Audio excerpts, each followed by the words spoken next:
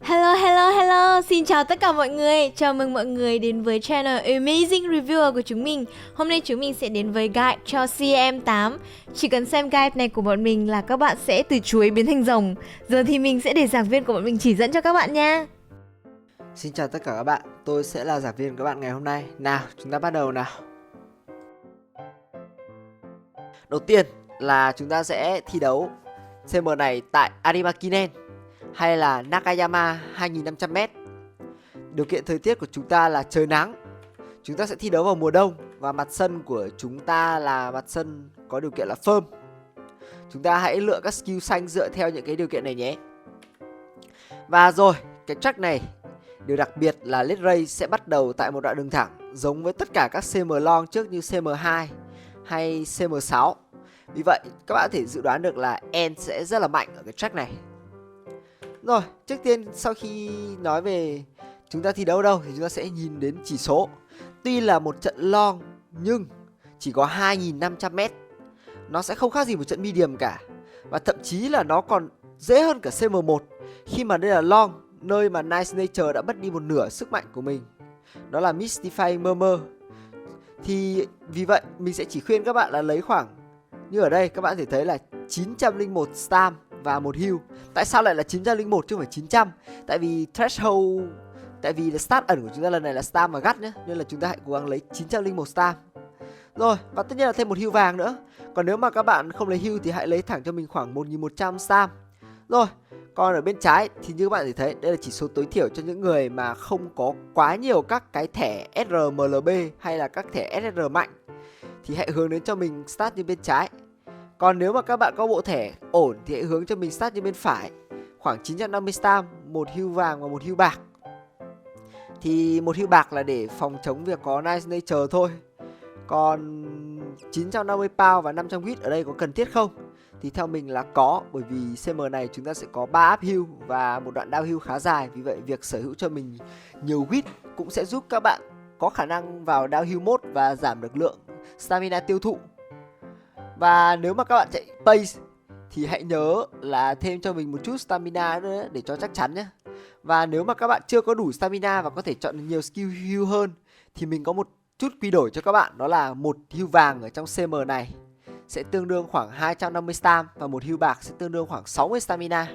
Các bạn hãy tính sao cho được khoảng 1100 stamina giữa heal vàng và stam của mình là được. Và gắt thì cố gắng khoảng trên 400. Rồi, đây tiếp theo chúng ta sẽ nói đến một vài các cái skill quan trọng mà các bạn nên mua. Đầu tiên không thể thiếu là giáo sư xoay rồi. Và thứ hai là No Stopping Me, skill mà sẽ là cốt lõi cho việc các bạn chạy và có được chiến thắng hay không. No Stopping Me ở những cái track dài này rất mạnh. Nó là một skill Axel mà sẽ có thể khiến bạn thay đổi cục diện ván đấu. Còn lại thì những cái skill này rất là quen thuộc rồi. Còn lại như là những cái như long corner này hay là corner và straight theo style chạy thì đều là những skill rất rẻ và tốt. Còn lại những skill như tail hell high, swift stream hay là playtime over thì là những cái skill mà có hiệu lực dài và giá thành cũng không quá đắt.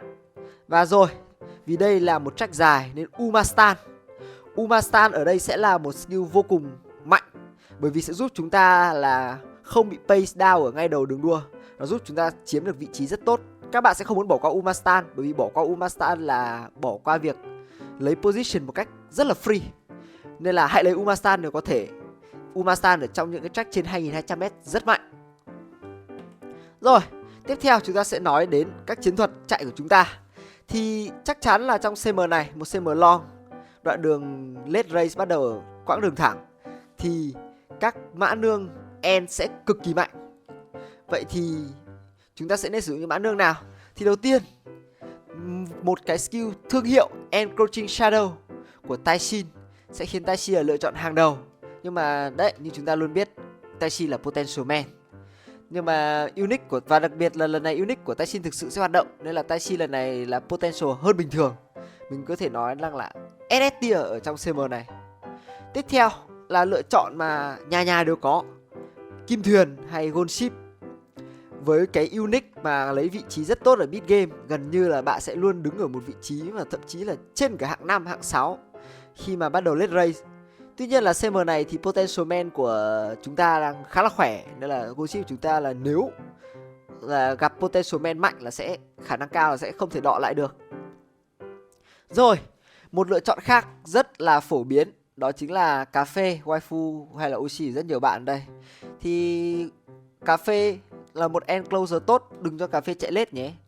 End của chúng ta là một style chạy tốt hơn cho cà phê. Tuy nhiên thì cà phê sẽ gặp một bất lợi, đó là end của cà phê chỉ có C thôi. Và unique của cà phê nó ở một cái vị trí hạng mà khá là khó dùng cho end, nên là các bạn sẽ cần phải cho cà phê nhiều skill mid range một chút. Rồi, ngoài ra chúng ta sẽ chuẩn bị đón chờ sự ra mắt của Tamamo Cross, cũng là một mã nương chạy end khá tốt. Và unique của Tamamo sẽ cũng khá là mạnh nếu mà các bạn có thể kích hoạt nó đúng lúc. Nên là đây cũng là một lựa chọn khá ổn cho những ai thích em tâm huệ. Rồi, còn lại thì chúng ta có Top Gun, người mà chạy được mọi vị trí, nên là good luck. Còn ở đây thì tôi không biết đây là mã nương nào, xin cảm ơn. Mã nương này thì nếu mà đây là Oshi của bạn thì chúc bạn may mắn. Rồi, và tiếp theo là nếu các bạn có một Oshi nào đó mà các bạn không biết phải làm thế nào để chiến thắng trong CM này, thì mình chỉ có thể nói là hãy chạy end. End của bạn là G không quan trọng, hãy chạy end. Chạy end là có thể thắng. Đây là kết quả CM6 của một vài thành viên trong club mình. Đây là kết quả của một bạn đã chạy Oguri Cup end. Oguri Cup của bạn này hoàn toàn không nâng attitude end nhé. End của nó là D, và nó đã có được chiếc cúp của mình. Rồi, còn đây là TO của bản thân mình luôn. Thì CM này mình đã sử dụng TO với vai trò chạy end. Bạn thấy ở đây là ND, và có được tận 36 chiến thắng. Tỷ lệ thắng là 44,4%. Khá là ổn. Mình không hề chạy TO solo mà mình kẹp với cả một con gold chip khác của mình, nên là việc TO đạt được win rate này cũng khá là ấn tượng. Như vậy các bạn thể thấy là chỉ cần các bạn có thể chạy end là các bạn có thể thắng ở trong CM này. Nên là nếu các bạn không biết chạy gì, hãy chạy end. NG cũng được, không quan trọng. Rồi, vậy để chạy end chúng ta phải lấy những cái gì? Hãy lấy cho mình toàn bộ những skill mình nói ở đây. Đầu tiên là No Stopping Me, và thứ hai là Straight Away Spurt. Không bao giờ được bỏ qua hai skill này khi chạy end, không bao giờ. Rồi, tất nhiên là mình sẽ thể lấy thêm unique của Ryan, và với xuất hiện của Dober thì mình có thể lấy thêm unique của Dober. Nhưng hãy nhớ là chọn một trong hai, Iron hoặc là Kanata. Ý mình là unique của Dober, chỉ một trong hai thôi, Dober hoặc Ryan. Bởi vì là end của chúng ta đã có quá nhiều Axel rồi. No Stopping Me 0.4, Spurt 0.2. Vậy thì việc bổ sung đến tận 2 Axel nữa là quá thừa. Chúng ta hãy dùng những skill đấy, những cái skill point dư đấy để mua những cái skill mid range. Rồi, end là một tactic mạnh. Tuy nhiên, end vẫn sẽ có đối thủ, đó là Fran. Fran ở CM này không quá dài, 2.500m. Và tuy late race bắt đầu đoạn đường thẳng, nhưng hãy nhớ rằng đoạn đường nó rất ngắn. Tiếp theo đã là ngay một cái corner. Vì vậy, Angling and Scamming, câu cá của Seoul Sky hoàn toàn hoạt động. Vì vậy, Fran vẫn có thể thắng. Tất nhiên là không dễ dàng một chút nào cả. Các bạn sẽ phải cố gắng hơn rất nhiều so với những cái CM Mao và Met. Cố gắng hơn về mặt mid game và chỉ số của các mã nương chạy Fran. Rồi, các lựa chọn chạy Fran thì mình sẽ để ở ngay đây cho các bạn tham khảo. Có một lựa chọn chạy Fran khá khỏe mà các bạn có thể sử dụng, đó là Daiwa Scarlet. Daiwa Scarlet thì khá là nổi tiếng với biệt danh là Daiwa Rocket. Với việc là kích unique đúng lúc thì Daiwa sẽ phóng rất nhanh. Và với câu cá của Seoul Sky nữa thì Daiwa sẽ có thể cán đích mà khó bị các enclosure đuổi theo. Tuy nhiên điểm yếu là các bạn sẽ phải timing unique của Daiwa cực kỳ cẩn thận. Phải nói thật là unique của Daiwa để setup một cách hoàn hảo là rất khó. Vì vậy là một mã nương có độ khó rất cao. Tuy nhiên thì tỷ lệ chiến thắng là cũng sẽ xứng đáng nếu các bạn build được. Còn lại thì những cái lựa chọn phổ thông như là Maruzensky hay là Top Gun thì cũng hoàn toàn được thôi, dễ build. Tuy nhiên là với việc là Axel chỉ có thể lấy unique của Seoul Sky, các bạn chỉ có 0.2 Axel, thì các mã nương này sẽ khá là dễ bị bắt kịp. Và khả năng chiến thắng là không hề cao. Mình phải nói thẳng là không hề cao. Chỉ có Seoul Sky có unique của chính bản thân mình thì có tỷ lệ thắng là sẽ tốt khi đạt được top 1. Tuy nhiên là Seoul Sky với khả năng cạnh tranh top 1 không quá tốt, và cũng chưa chắc là có nhiều người chạy Fran ở CM này, nên thực tế là chúng ta phải nhìn nhận là Fran tuy là có tiềm năng nhưng mà sẽ không hề dễ sử dụng và cũng không hề dễ để chiến thắng. Rồi, còn lấy skill cho Fran, chắc chắn các bạn không thể quên được Groundwork. Và khi lấy Groundwork, hãy lấy cho mình 3 skill xanh hoặc Focus. Và bây giờ các bạn có thể lấy thêm Taking the Lead nữa. Nhưng mà mình khuyên các bạn là nên dựa vào skill xanh nhiều hơn, tại vì Wit check nhiều thì không tốt. Không ai muốn phải quá ING cả. Rồi, còn những skill còn lại thì vẫn như bình thường thôi. Taking the Lead, sau bản cập nhật thì Taking the Lead là một skill quá khỏe, làm ơn hãy lấy Taking the Lead, hoặc ít nhất là Early Lead. Không được bỏ Taking the Lead hoặc Early Lead. Xin cảm ơn. Rồi, và cuối cùng là câu cá của Seoul Sky. Các bạn không thể bỏ được cái cần câu mà đâu. Bỏ cái cần câu thì chỉ có đi ngủ thôi. Rồi, sau những skill này thì hãy đập toàn bộ cho mình điểm skill point vào mid game, và bạn có thể có cơ hội chiến thắng khỏi những enclosure. Rồi, tiếp theo là Pace Chaser. Một cái style chạy phải nói là khá là phổ biến ở trong server global của chúng ta. Tuy nhiên, Pace Chaser CM này thực tế là không mạnh. Pace Chaser vừa tốn stamina lại không có những cái skill giúp chúng ta có thể chiến thắng.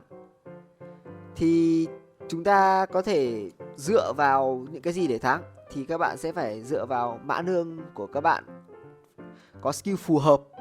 Và thứ hai là may mắn. Rồi, thì ở đây các mã nương mà có những cái bộ skill phù hợp để chiến thắng từ vị trí Pace Chaser, đó là Daiwa Scarlet với unique của mình. Vẫn giống như Daiwa Fran thì bạn phải setup cho Daiwa bật ulti ngay gần late race để đạt được hiệu quả mạnh nhất. Tiếp theo là Doto, anh Meso Doto của chúng ta. Anh Doto của chúng ta là có một cái unique cũng là Axel. Nếu các bạn tham minh được unique của Doto, các bạn gamble được unique của Doto thì Doto hoàn toàn có thể chiến thắng. Và đây, Pace mà có khả năng cạnh tranh lớn nhất chúng ta không ai khác ngoài anh OUI. Anh OUI sẽ chính là Pace chủ lực của đa số mọi người tại CM này, nếu mà mọi người muốn chạy theo meta.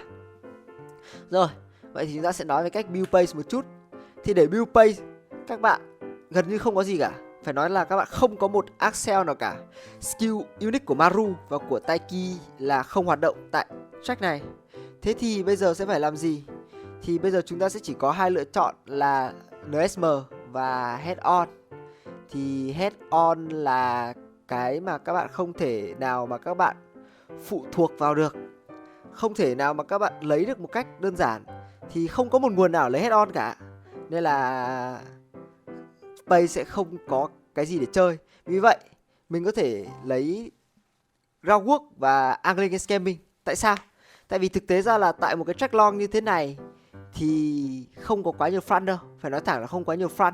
Tại vì thứ nhất là front khó build, thứ hai là cái chắc chắn là cũng chắc chắn thắng là chưa cao, nên là sẽ có rất nhiều trường hợp là lobby sẽ không hề có front và mình sẽ phải chạy Pace.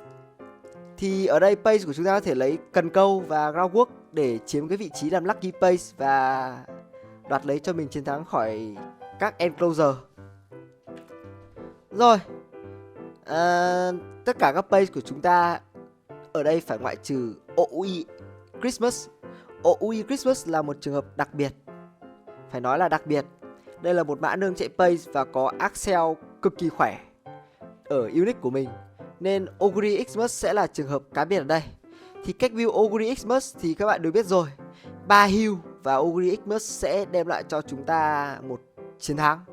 Vậy các heal ở đây có thể lấy là gì? Thì mình sẽ để ở đây. Nếu các bạn chạy Pace hãy lấy những cái heal như ở đây. Còn nếu mà các bạn thích chạy late thì có thể lấy thêm cái B-Steel này. Nhưng mà mình khuyên là hãy chạy Pace thôi. Và tất cả những cái unique này đều có thể thừa kế cho Ogre Christmas. Hãy nhớ là Superior Heal này là để cho late nhé. Còn lại thì các bạn lấy heal như nào cũng được, miễn sao là đủ 3 heal. Và cái heal cuối cùng của các bạn sẽ phải là một heal kick đẹp. Kick đẹp, nhắc đến kick đẹp thì chúng ta sẽ nói cụ thể hơn. Đó là chúng ta sẽ có cách build Ogre một cách cặn kẽ, đó là các bạn lấy 777 để kick.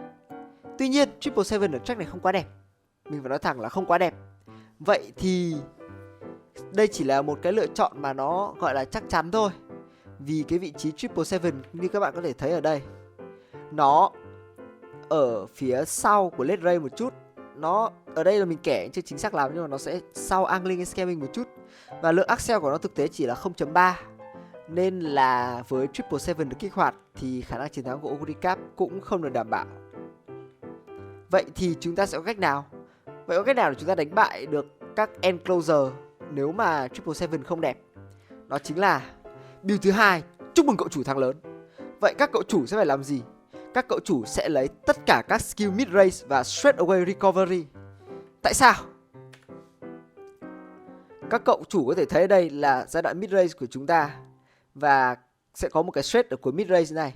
Nếu chúng ta có thể kích hoạt được cái skill stamina thứ ba của chúng ta tại cái straight này, cụ thể là cái phần mình tô đỏ ở đây, bằng bất cứ một skill nào, skill mid range hay là skill straight mình không cần biết, kích hoạt ở đây, Oguri sẽ gamble thành công và đem lại chiến thắng lớn cho cậu chủ.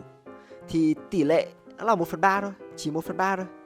Bởi vì chúng ta có 3 cái straight và chỉ có một nửa cái straight này là đẹp.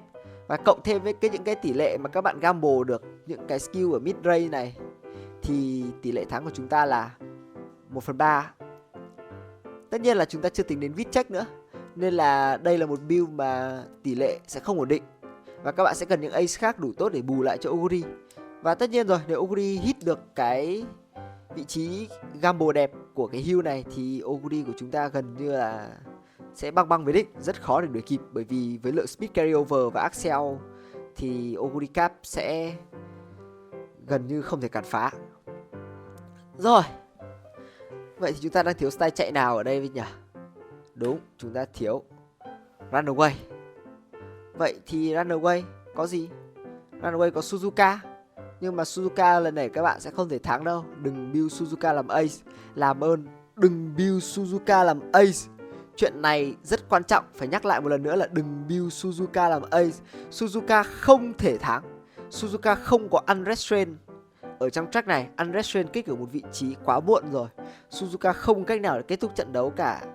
Suzuka sẽ không thể thắng được. Suzuka không thể duy trì khoảng cách. Nên là đừng build Suzuka.